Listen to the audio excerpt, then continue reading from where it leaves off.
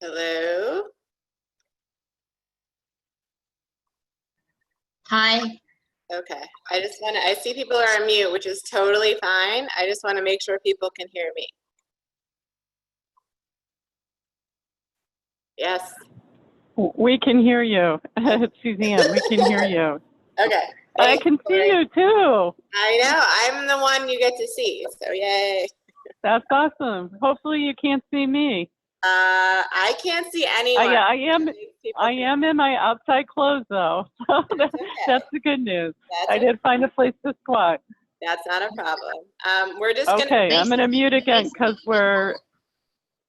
Yes, no. When anyone wants to say yes or no, on the bottom there is an option, and if Alicia asks the question, so we can answer even without answering. Okay. So we're gonna wait just like 1 or 2 more minutes. And we might have some people also joining by phone who may or may not appear, but then I will start in and people can join as they do. So.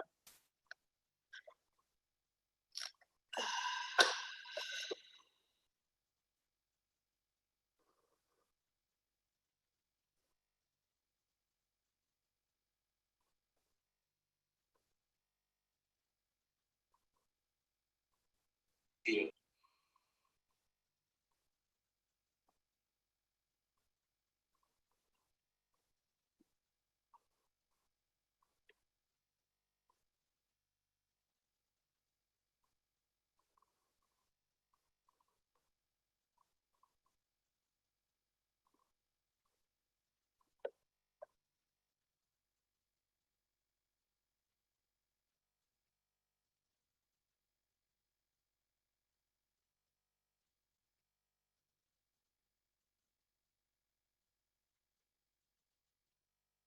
Just for anyone who asks, we will have the recording of the meeting.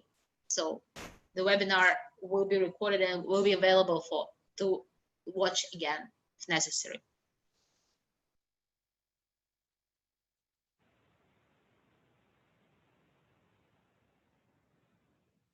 Okay, so I'm going to start. I think based on our RSVPs, we have some others who might be joining, but I'm going to begin.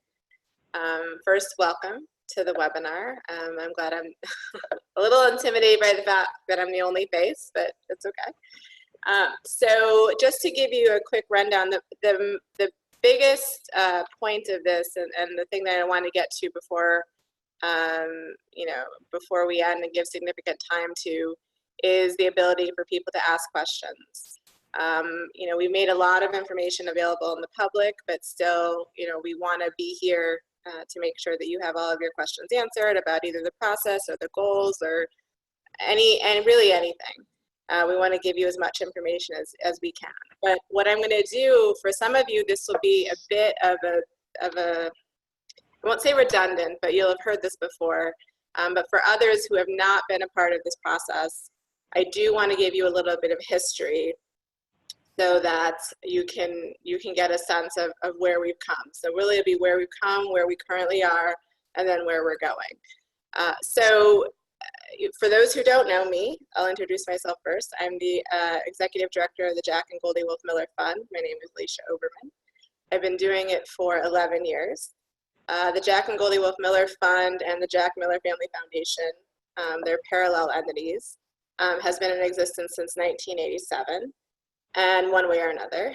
And our mandate really is quote unquote strategic philanthropy.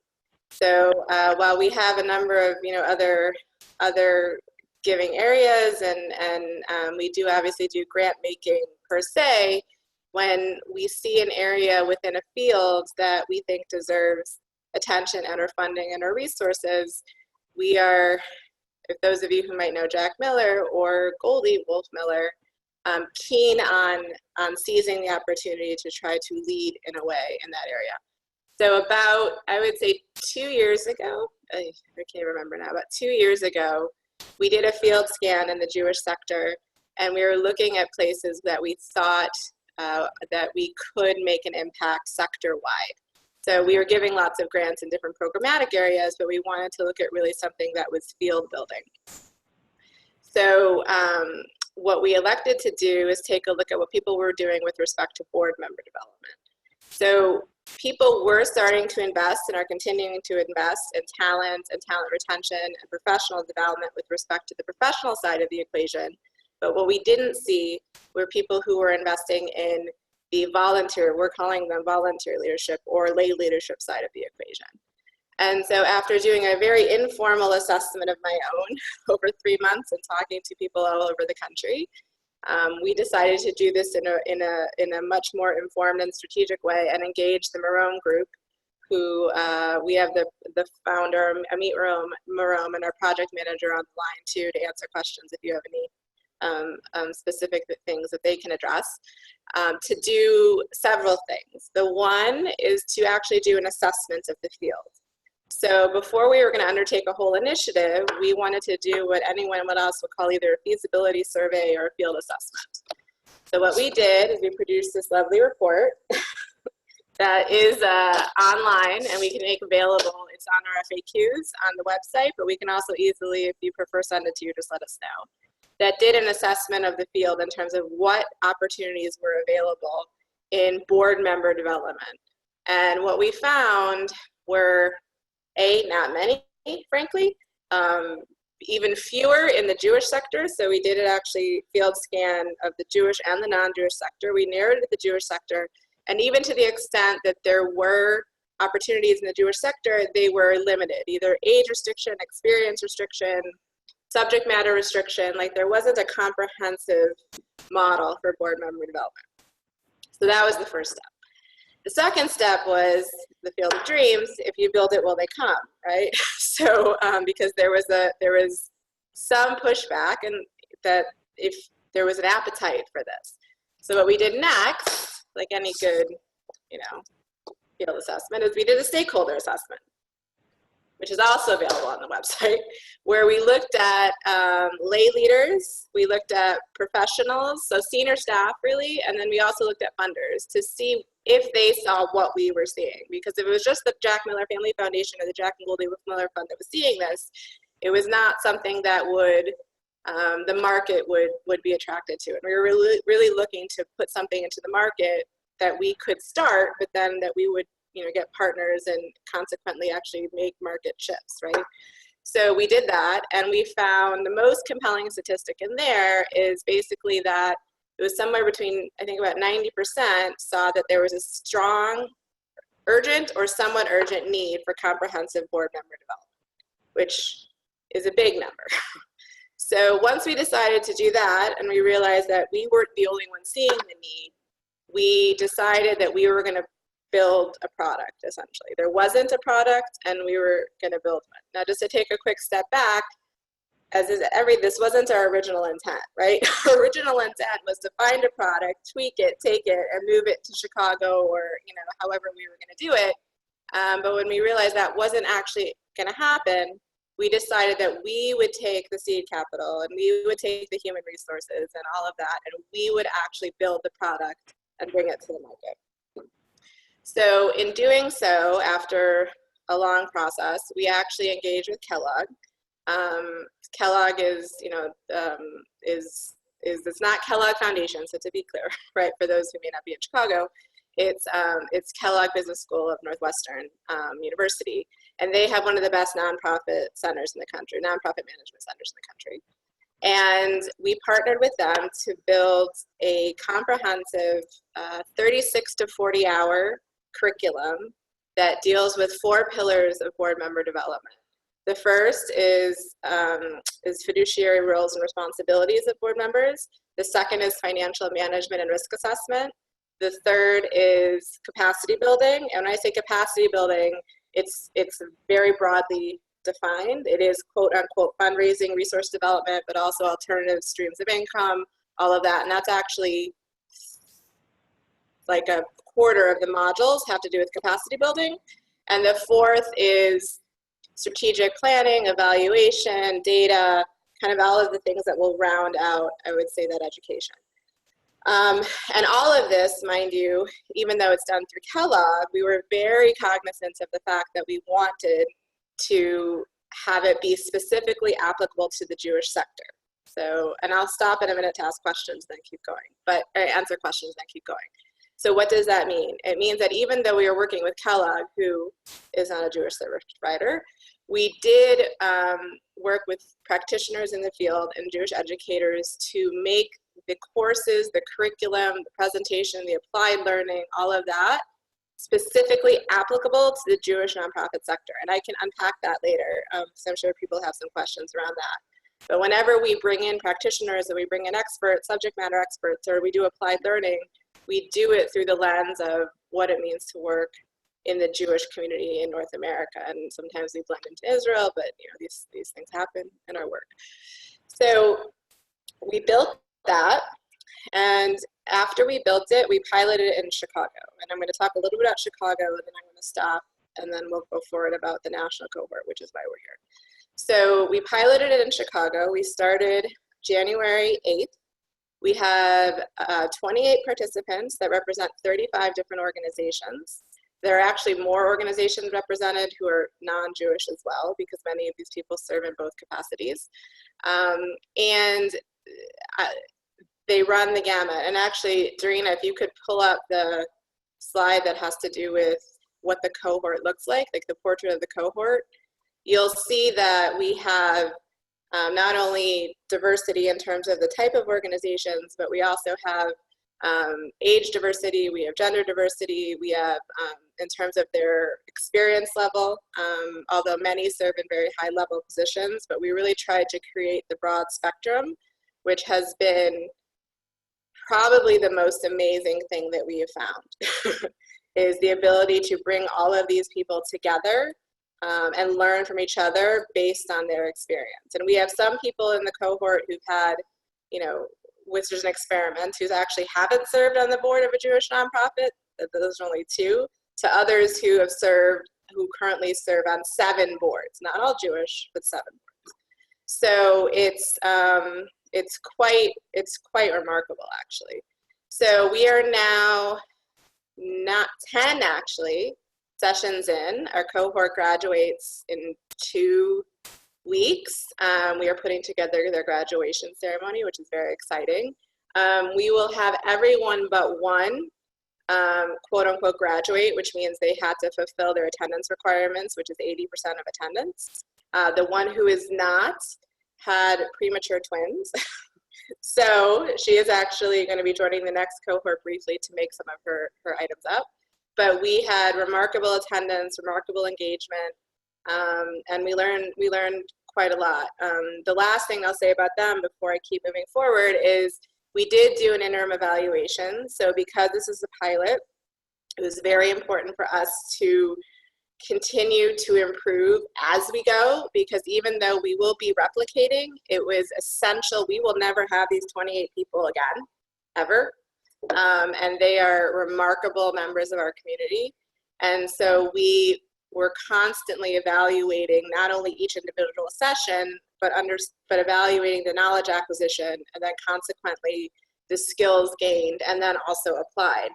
And I think the biggest thing to note, which was unexpected, is even though we did the formal acknowledgement evaluation halfway through, that people not only gained substantive knowledge, but that 79% of the people who actually took their knowledge and then consequently used that knowledge to actually change their practices within their board, which was quite unexpected that early. Now, obviously, it's very early results. This is now Dorina's scrolling through the results. But really, you know, the skill acquisition and then the knowledge acquisition are really the two key markers that we're looking at with respect to our evaluation. So I'm going to stop there for a minute, only because I just said a lot.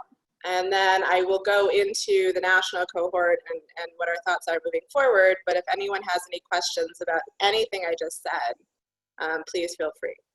And Ali, whose mic is not working, which I can actually read at the same time, amazingly enough, feel free to type in your question if you have a question, or any of you if you prefer them to talk.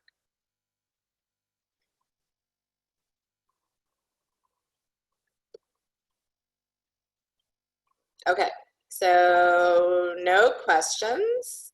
So then what I'm going to do is I'm going to move forward and talk about the national cohort and how we got to where we are. So with respect to the national cohort, when we realized that this was a path that we were going down, and it was a path, I should say, less traveled, we always were thinking about replication and duplication. Okay, so I have a question first, which I will get back to, and then move forward. So the question was, how, I feel like I'm on like a Food Network show right now. Okay, how did you recruit and convince the board and organizations to participate? So it's interesting that there are several levers, I would say. The first is the partnership with Kellogg, I would say, was very strategic, right? So with respect to Kellogg, I mean, you're really working with experts in executive education. What does that mean? And these are all words I couldn't use before, right? So they're experts in executive education and adult learning. And in Chicago, at least, it has obviously a certain cachet. And when you're asking and offering them something of substantial value, right, which would market for 3 to 4 times that in the open marketplace. And what does that mean? It means that this experience in the open marketplace, if they were doing it for a corporation or a for-profit entity, would cost $16,000, $18,000, $20,000 a person, right? And in the nonprofit, the way that, you know, we, from even an implementation standpoint, this does not include overhead, but just an implementation standpoint, is about 1/3 of the cost. So they really see that as tremendous value. They see the value with respect to the faculty. If you actually look at the faculty, you know, they're remarkable in terms of the access you have to faculty. The other thing too, which you cannot minimize, and I think is a huge driver, and I'm happy to talk about this more offline, is the ability to meet with and network and spend time with people in the cohort. It's huge.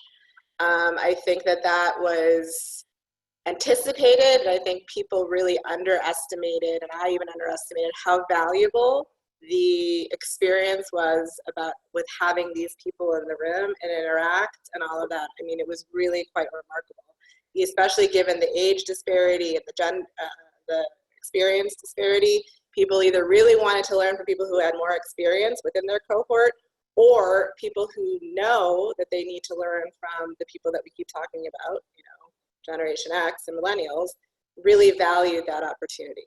I think the other side of it too is we were committed to excellence from the second we started. So people probably heard me ad nauseum say, I won't do it unless it's excellent. It's not excellent, we're not doing it.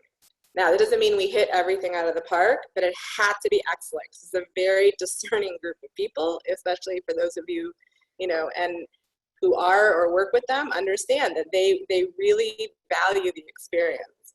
And I think if you look at the panelists that we brought in, we didn't bring in just the best panelists in Chicago, we brought in the best panelists in the country. I mean, bar none. And in some cases, I had people asking if they could come in just to watch the panel, but they weren't a part of the cohort, so they couldn't. So I think that was tremendous with respect to the value propositions. So, I mean, I could speak more about that, obviously, and we actually have here, we have another, we put together all of our best practices in what we've called a cohort replication guide, because we really wanted to document everything it is that we're learning and actually help our partners or people who are participating or trying to, you know, bring people together to help them understand why people would want to work with us and be a part of this. Okay, so moving on to the next component with respect to the national cohort that we always intended to replicate. So what we found is that there was interest, I don't want to speak sort of hyperbolically, but all over the country. So there's interest in different communities, there's interest in different subsectors, whether it's day schools or camps or whatever. there's interest, Hillel, however it is, but interest in different subsectors. And then there, was also just people that we were talking to as we were moving throughout our work. And so what we elected to do is to put together this opportunity to bring all of these people who have expressed interests together. And that's how the national cohort formed. We've been talking to communities all over the country and organizations all over the country, and it's been really exciting at this prospect of bringing all these people together. And I think the thing that is most exciting is to take this cross-pollination and this networking and this ability for peers really to be together and to learn together in a very safe, and I don't mean that, but I really do mean safe, meaning that there's a huge level of trust in the cohort. People speak very openly about the issues that they have. They are not able to do that in many other places. And to do this in an environment where really everyone is has the same goal, which is to improve the specific work of their organizations and the organizations in the areas that they care about. And so that was the impetus for the national cohort. Okay. So I can keep going. Does anyone have it about process and some other things? But before I do that, does anyone have any questions now? Okay. So from a process standpoint, what we're looking to do, and all of this information is available on our website with respect to how we go about this, but we are launching, and the FAQs, I will also let you know, we've tried to anticipate, they're very long, but before you get daunted by the fact that they're very long, one of the reasons that they're very long is we've tried to incorporate most of the questions that we have gotten throughout this process in the FAQs, so that you have answers, any of your constituencies or stakeholders have answers, your funders have answers, but obviously there are things we cannot anticipate. So if you have any questions, after taking a look through the materials, please, I'm sure there are things that we could discuss more and extrapolate more. So I would say the process is basically as follows. And Doreen, if you want to pull up the website, actually, probably, that has I think that's the best place to look at the process, is applications open the end of June. I think it's June 18th off the top of my head. I should know this. And then the process runs for about 6 to 7 weeks. And so the application process is actually so June 18th, and it closes August 6th. The application process is, we think, just enough information to make sure that we can make, good decisions, based on trying to put together the cohort. Because as I said, that cohort composition is huge with respect to setting it up for success. And then it closes August 6th. And so it's basically there's two components of it. The first is filling out the application, and then the second component is indicating, the funding. And the funding is either, it's a self-funding model, which, there's plenty, I'm happy, I won't go into it now, but there's even diagrams with respect to how the funding works, or your organization can help supplement your funding, depending. So, the application open, complete the applications, it closes. We have a selection committee that is comprised of me, but others who can outvote me, actually, with respect to putting together the cohort and have experience doing that. And then we will inform people, of the results of the application process. Right now, our current cohort had 28.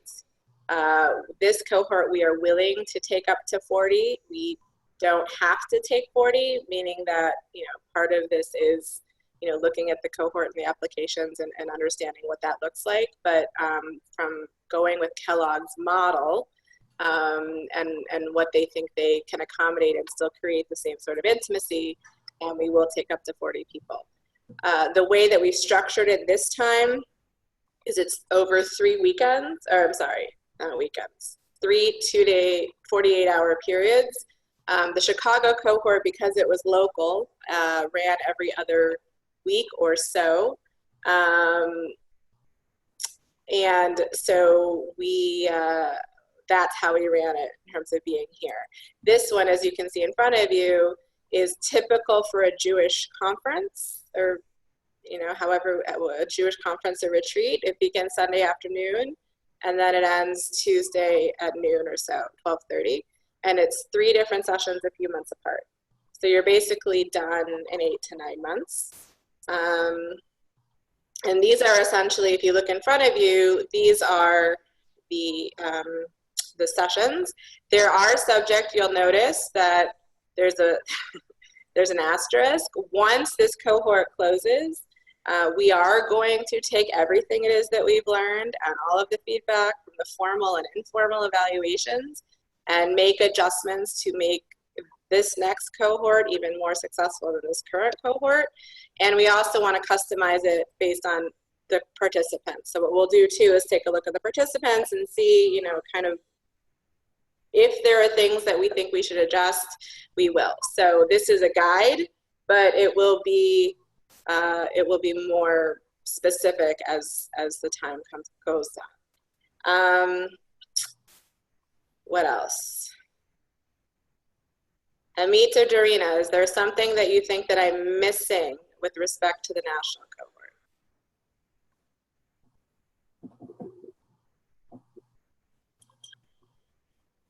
Okay, I will say one other. No? No, you're doing very well. Thanks. So the one thing I will say is, and then I will again open up for questions, and if there aren't, then and everyone will have a lovely day.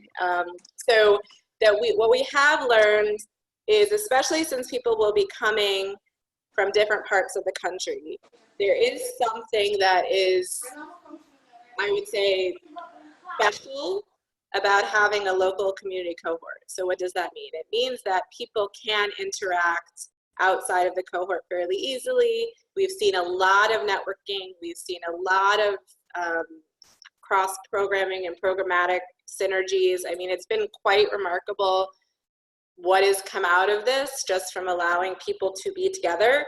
In a national cohort, that is, it is much more difficult to manage. You can do things online, and we do intend to try to figure out ways to connect people more virtually thanks to technology, but it's not quite the same as grabbing coffee with someone. So what I would say is that if you are working with an organization or you're a volunteer leader of an organization, however, whatever that structure is to the extent you can apply or have at least one other person with you apply, I think, that is beneficial. So that isn't to say that individual applications won't be considered. They absolutely will be, but based on our current observations, because we do have some people in the class who, there are multiple people from the organization of all levels. Some are chairs and vice chairs, others are just 2 people from an organization, whatever that might look like. There is something to be said for having that dynamic. So we are encouraging people to think about having at least 2 people from an organization apply. So in order to maximize their impact, but also to take some of their key learnings back with them. So that's the only other thing to note, I would say. Okay, so with that, unless someone tells me I forgot something, does anyone else have any questions, thoughts, concerns? And just to let you know as well, if we don't want to share them here, you can email Dorina, whose email is on everything, basically. So every correspondence that you get, they're below. And to the extent that she can't answer, for good or for bad, I am absolutely love to talk to anyone about this, because as you can tell, this is something that I think is tremendously important to our sector and frankly invaluable. And I'm really excited about the prospect of bringing what we've started here outside our own community. So, okay. Alicia, we have a question I can't read it. Where is it? What's been the best success story from the cohort? The best success story. That's a hard one. Well, in an effort to stall for a second while I think about it, I will tell you that the thing that surprised me most was the number of people, and really it surprised me because we weren't even going to ask about it. So we weren't even going to ask about people actually taking action.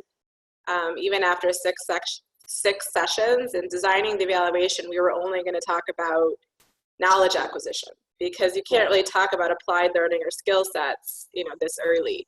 And I said, based on some anecdotal feedback and all of that, I encouraged the evaluator, who even said it was too early, to talk about actual action taken and skill acquisition. And I was flabbergasted, frankly, at the number of people who indicated they had taken action, and frankly, the examples of the actions that they took. So that to me was tremendous. I mean, there have been really great, and these are mostly, anecdotal, but, people who have completely rethought and retooled the way they conduct their board meetings. Completely. I had one woman who told me that, because we all go from basically a business agenda, right? And no one reads it, and, it's not so exciting and all of that, right? And so she decided that she really wanted to move from, this business type of agenda to much more of a strategic or iterative type agenda. And so she really changed the whole thing and had the whole agenda to discuss large strategic issues. And her board, a number of people at her board called her back and was like, what are you doing? We don't do it this way. Like, why are you doing this? You're changing everything we've been doing. She said, just because we haven't done it this way doesn't mean we shouldn't do it this way. And she did it despite the pushback that she got. I think the other big wins I've heard, frankly, which are amazing to me, is and if anyone just takes one thing away, frankly, this would be it, is the actual role of the board. And this sounds simplistic, believe me. The role of the board versus the roles of the professional, right? Like, there is such a disconnect, this sounds obvious to many, between the role of the board and the lane of the board, and the role of the individual and the CEO and the lane of the individual. The level of dysfunction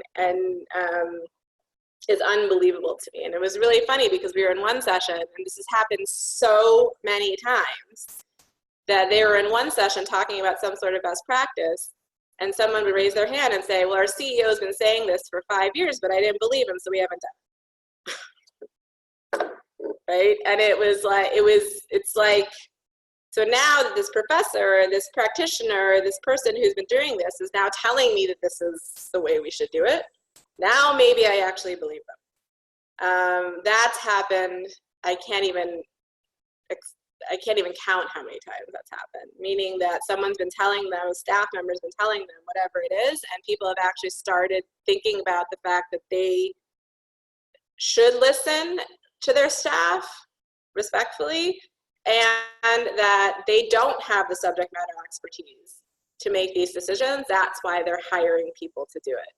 And I think the level of dysfunction on boards really stems from that lack of understanding the roles, and also the lack of the communication between the two on the roles. And then the rest of it is obviously important, but I think that has been really transformative for a number of the participants. So, is there a part of the curriculum that brings together volunteer? Okay, good question. So the answer is maybe.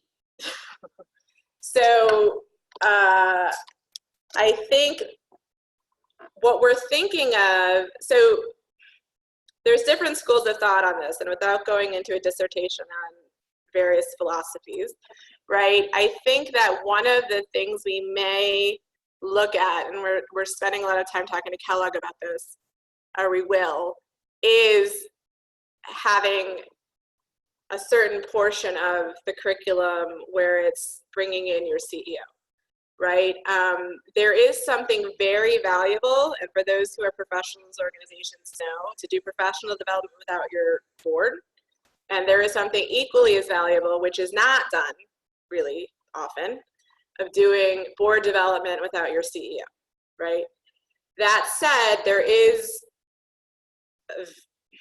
obvious benefit in many cases about bringing people together.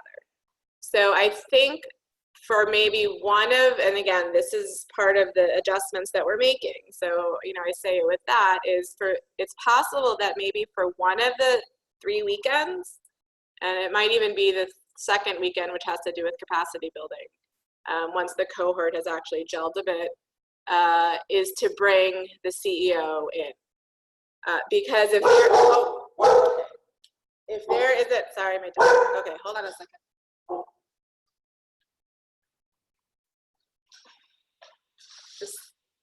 This is going to be great for the recording because my dog is barking. So just to be clear, I think that there is definite value in doing that. People act differently and they talk differently though, right? When the person to whom they report is sitting there, and they don't express their frustrations with the staff when the staff is there. So I think it needs to be done in a very carefully and curated way, but I think it is of tremendous value, because I also think one of the things we need to look at is that the CEO and the board members do need to be speaking similar languages. And so one of the concerns that we have, which is when people bring this knowledge back to the board, is that the board, and we're going to give them tools to do this, will be able to speak and understand everything that has been transformative to the board member. I think it is also exceedingly important that the CEO also have that knowledge. And so, you know, the other thing that people have done is that I know there are several members of the cohort that meet with their CEO after the session. So after the session, they actually meet with their CEO to discuss everything it is that they've learned. Now, I'm not a filter, so I don't know how that filters out, but that is their way of bringing the learnings back and creating dialogue. But I think it's a very good question, and I think it's absolutely something we should consider.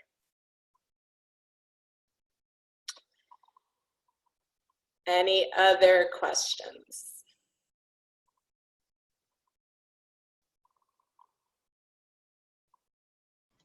Okay. Perhaps timeline?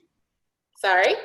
Major milestones timeline, to go over the timeline of application, the payments and things. I did that, didn't I? Yeah. Maybe once again. Okay, so if you go back to the screen. So the applications again are due, or we're beginning the process on June 18th. We're closing the process at the beginning of August. And then it's fairly quick after that in terms of the payments, et cetera. So the applications close on the 6th, so that's ample time. And we realize it's the summer and it's not, you know, but that's why we decided to actually have it be a longer application process to accommodate people's schedules. And then we have about 2 weeks to do the selection process. And then the reason why we have a quick turnaround, which you'll see between the 23rd and then, you know, is the 22nd and the 23rd and then the 6th, is because we need to secure the spots. And so that's, and then the cohort opens October 7th. So it's a fairly longer application process, but then after that, it moves pretty quickly. So, and we're available throughout the process, before the process, whatever it might look like. To be helpful. We have spoken to many volunteer leaders and many organizations, and so to the extent that you are either a volunteer leader or you are someone who wants someone in an organization to participate, we are very happy to help you talk through the process, to think about it, to talk about how you message this, you know, per someone else's question. Because there are a number of value adds, but you do have to understand where the volunteer leader in the organization is to obviously be able to articulate those in ways that speak to them. And we have a lot of experience in doing that. So we're happy to help in any way that we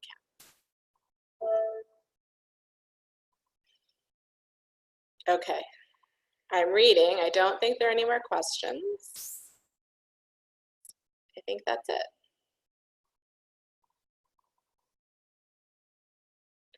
Okay, well, thank you everyone for joining. If people, despite the barking dog, if people, we are recording this so that if anyone has, we will make it available for others if you want to share it.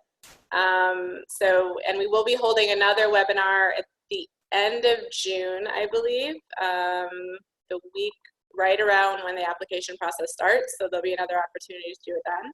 And if there's enough need, we'll do it again. So, but I appreciate you all taking the time. I know it is a very busy time of year for all of you.